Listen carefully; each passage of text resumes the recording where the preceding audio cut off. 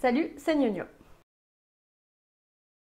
Avant de commencer la vidéo, je voulais juste vous informer que ce week-end je serai au Salon du Livre et de la Presse Jeunesse de Montreuil. Donc si vous y êtes aussi, n'hésitez pas à me le dire. Voilà, et du coup on va passer tout de suite au sujet de la vidéo. Aujourd'hui j'ai envie de regrouper deux de mes passions et de vous parler de trois bandes dessinées qui nous font voyager. Alors, je ne vais pas vous présenter ici des petites inconnues, mais plutôt des titres vraiment très renommés. Donc pour ceux qui ne les ont pas encore lus, j'espère que ce que je vais vous en dire va vous aider à sauter le pas. Les Brumes de Sapin est une bande dessinée écrite et illustrée par Lolita Séchant et publiée dans la collection Ancrage chez Delcourt. Quand j'ai été face à cette BD pour la première fois, j'étais assez sceptique et j'avais des a priori, car comme vous le savez très probablement, Lolita Séchant est la fille de Renaud.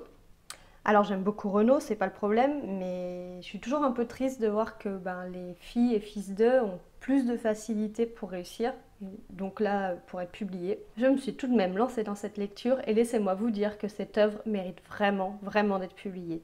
Et j'ai laissé mes a priori petit à petit de côté. Les Brumes de Sapin retracent un petit bout de la vie de Lolita Séchant, depuis la première fois où elle s'est rendue au Vietnam jusqu'à son voyage le plus récent. Entre ces voyages de plus ou moins un mois, on aperçoit un peu du quotidien de la jeune femme, avec ce qui l'a poussée à aller pour la première fois au Vietnam et ce qui la ramène en fait à chaque fois là-bas. Elle nous partage surtout sa rencontre et sa relation avec Lo Thi Gom, une jeune fille Hmong qui est un peuple des régions montagneuses de la Chine, du Vietnam et du Laos, qui est un peuple encore largement opprimé au Vietnam. Bien entendu, cet ouvrage m'a énormément touchée car il parle de la quête d'identité, du passage à l'âge adulte et qui nous transporte au Vietnam et principalement dans le nord du pays. Les différents voyages de Lolita Séchant au Vietnam m'ont beaucoup rappelé mon propre voyage car je suis passée par des lieux qu'elle a visités et j'ai vécu certaines situations similaires. Je suis obligée d'en parler à la première personne de mon propre point de vue, car celui-ci a énormément joué dans le ressenti que j'ai eu en tournant les pages de cet ouvrage. Pour autant, il n'est vraiment pas nécessaire d'avoir visité le pays pour être transporté par les Brumes de Sapin, et Lolita nous emmène aussi en France et au Québec où elle a vécu en partie. C'est un ouvrage émouvant et dépaysant, porté par un trait simple et un noir et blanc qui laisse toute sa place au propos. Comment ne pas parler d'un ouvrage de Guy Delisle lorsqu'on veut évoquer les bandes dessinées de voyage? Canadien, auteur de BD et animateur, il part tout d'abord en Asie pour superviser des équipes d'animation, puis il suit sa compagne en mission pour Médecins sans frontières à Jérusalem et en Birmanie, d'où il ramènera ses chroniques. Aujourd'hui, je vous parle de son tout premier récit de voyage, Shenzhen.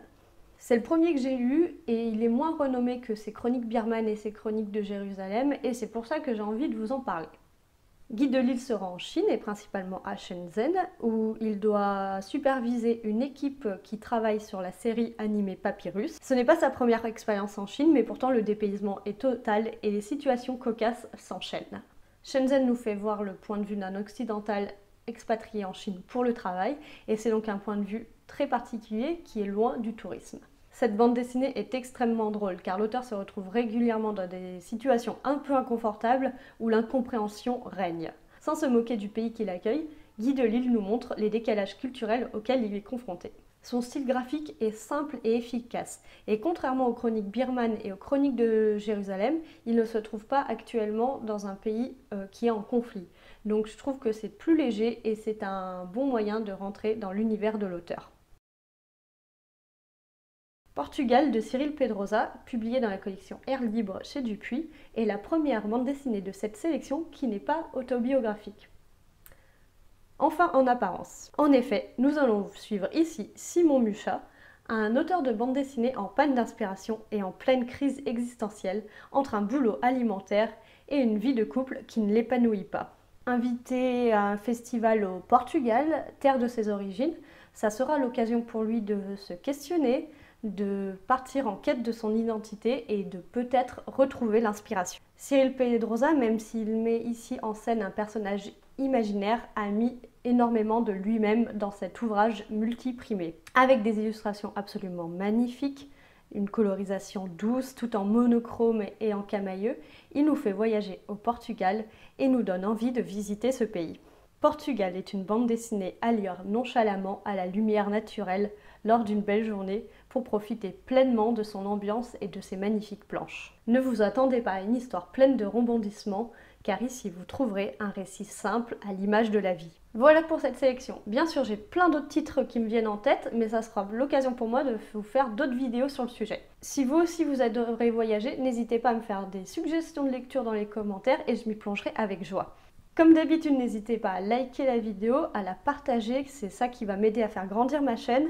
Et puis laissez-moi des petits commentaires parce que j'adore lire vos mots. Voilà, je vous dis à bientôt dans la prochaine vidéo. Salut!